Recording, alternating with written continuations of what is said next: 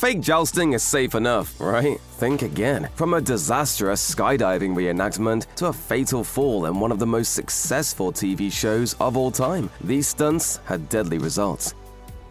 In 1993, Chuck Norris, star of 80s actioners like The Delta Force and Missing in Action, made the move to the small screen with Walker, Texas Ranger. The series told the story of Sergeant Cordell Walker, a Texas Ranger, Vietnam veteran, and expert in just about everything because it's Chuck Norris.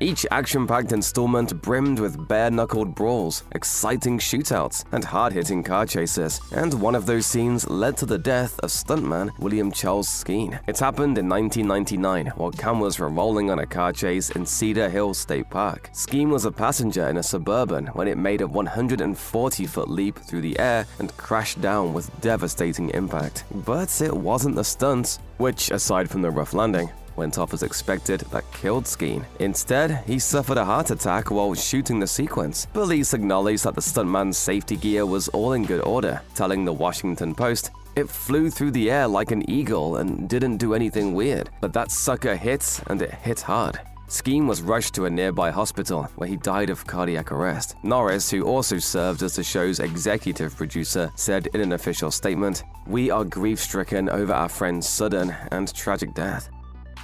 In 1993, Brandon Lee famously lost his life while filming a stunt for The Crow. Everybody waits for him to get up, and he didn't get up. 5 years later, history would seem to repeat itself, as a stunt during the production of the film's spin-off series, The Crow: Stairway to Heaven, led to the death of another actor, Marc Akerstream. Stairway to Heaven launched in 1998 and starred Mark Dacascos as the immortal Eric Draven, resurrected from the dead to seek justice among the living. Hello. What the hell are you? Death without parole. The series was filmed in British Columbia, and the incident occurred while filming an action sequence designed to send debris soaring through the sky after a massive explosion. Akerstream wasn't an active participant in the stunt. According to another stunt actor on the series, he was merely a bystander. The Royal Canadian Mounted Police explains the incident by saying, "A small, controlled explosion was detonated on a rowboat on the shoreline. The film crew were prepared for the explosion and were well behind a safety rope. The piece of debris was sent up in the air, cleared a large tree, and came down to strike the victim on the head." One of the most industry-shaking on-set deaths transpired during the production of a scene for the popular action show Airwolf, which killed young stuntman Reid Rondell. At just 22 years old, Rondell already had a strong filmography. He'd doubled for a young Tom Cruise on Risky Business, The Outsiders, and All the Right Moves. In 1985, though, Rondell lost his life while shooting a helicopter sequence on Airwolf. He was doubling for the show's star, Jan Michael Vincent, when his helicopter went down and was engulfed in flames. Rondell was pulled from the crash covered in burns and multiple serious injuries, including lacerations to his face and several broken bones. He was declared dead on the scene. An autopsy revealed that severe burns were the ultimate cause of death. Thankfully, stunt pilot Scott Mayer, who'd been flying the craft, survived. A contemporary report in the Los Angeles Times revealed that the stunt was not a very dangerous one and was in fact routine flying, where it was tailing another helicopter when it failed to make a turn and crashed into a hill. Though later reports indicated that Rondell had cocaine in his system at the time of the accident, the drug was not believed to have played any role in the crash. The long-forgotten series LA Heat had a troubled road to the screen. Filmed in 1996, the show, an action drama centered on a pair of LA detectives, failed to get a distributor in the US until 1999, and the entirety of the show's 2 seasons and 48 episodes were filmed before the first episode even aired domestically. I've got over 100 hours of my life invested in that. You're under arrest. But getting ratings in America wasn't its only problem. One action scene filmed for an early episode of LA Heat also cost a stuntman his life. The death of Paul Dallas involved an airbag designed to cushion a stunt actor's dangerous fall. In this case, the stuntman was to have taken a 3-story, 57-foot plunge from the top of a power plant platform while filming at the Department of Water and Power's Valley Generating Station in Sun Valley, California. When Dallas landed on the airbag, however, he didn't quite hit the target correctly and sustained a fatal head injury. Los Angeles Police Sergeant Pete Weinhold said in a statement, "He was ejected backward. The back of his head hit a metal railing." When emergency personnel got to Dallas, he was already in full cardiac arrest. Attempts to revive him were made, but his injuries were too severe, and he succumbed to his wounds.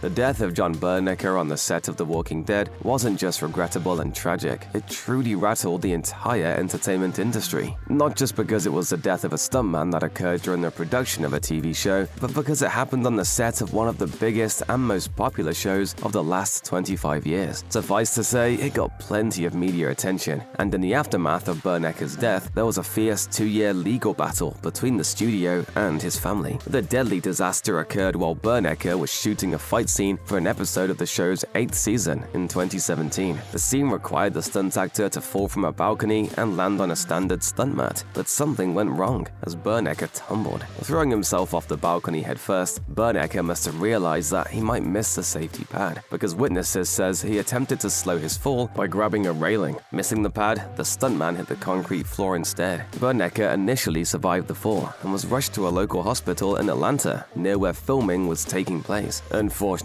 he was pronounced dead shortly after, the result of a traumatic head injury. 2 years later, Bernecker's estate was handed a favorable judgment in a wrongful death suit, and while Studio AMC was found not to have been negligent, the family was handed an $8.6 million settlement by the court on civil damages. Ultimately, though, it was deemed Bernecker was not an employee of AMC, but rather an independent contractor. This limited the studio's liability. As reality shows took off in the 90s, new entries in the genre began pushing the envelope with more extreme content, leading to hit 2000s reality shows like Survivor and Fear Factor that challenged participants in risky competitions. If you want, you can come back in. Shut up, Joe! I Dare You, The Ultimate Challenge arrived around the same time, a series in which stuntmen tried to break records. In the year 2000, one of those stuntmen died. His name was Brady Michaels, and he was working on a scene in Arizona when the accident occurred. The feat would have seen him parachute down to land atop a stationary train. Unfortunately, while preparing for the stunt, Michaels slipped off a ladder and fell 15 feet from the platform, hitting his head on the rocks below. Though he was taken away for emergency medical care, Michaels fell into a coma and never woke up. After a week in the hospital, the decision was made to disconnect him from life support, and he died at the age of 36. Outlets like Variety, which reported on the fatal incident, worried that Michael's death would be a major hit to the rapidly exploding reality show industry. But producers defended the dangers by noting their commitment to safety. Producer Bruce Nash said, "This was an unfortunate accident that could have happened on the set of a sitcom."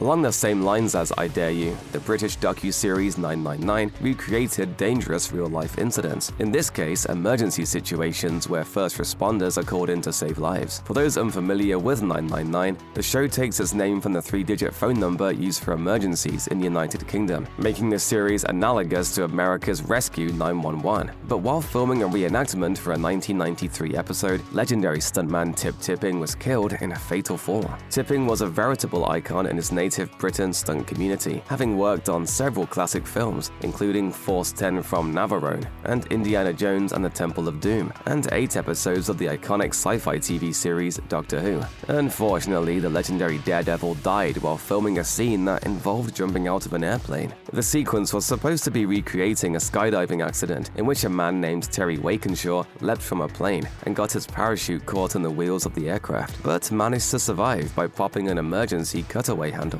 Unfortunately for Tipping, his version of the jump didn't go as planned, and unlike Wakenshaw, he found himself out of control before falling to his death. Perhaps most shocked by the incident was Wakenshaw himself. He told The Independent, "My heart stopped when I heard what had happened. I realized that it could so easily have happened to me."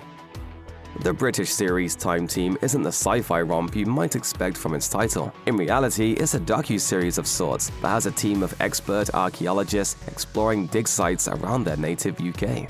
Have many Tudor armories been excavated before?